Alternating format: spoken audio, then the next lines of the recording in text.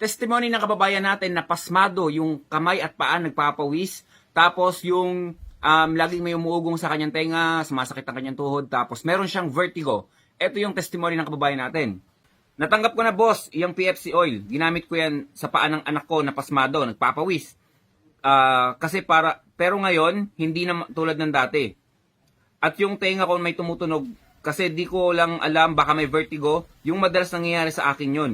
Unang lagay ko pa lang sa likod ng tenga ko, nawala agad. At sa tuhod, kapag kumikirot, PFC oil nilalagay ko, nawawala din. Napakahusay din ng PFC oil. Mahuhusay talaga ang produkto nyo. Ang Alka-Life na ngayon, 1 year na sa akin, hindi na ako hirap sa paghinga. Pati yung bunso ko, the best talaga ang produkto nyo.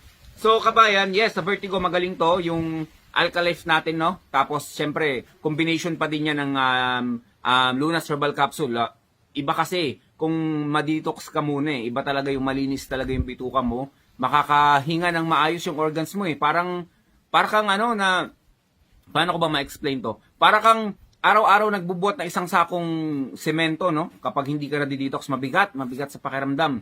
Kapag naman nag-inom ka ng Lunas Herbal Capsule natin, talagang itatapon niya lahat yan sa loob ng sa labas ng katawan mo. Makikita mo talaga yung dumi mo, paiba-iba yung kulay.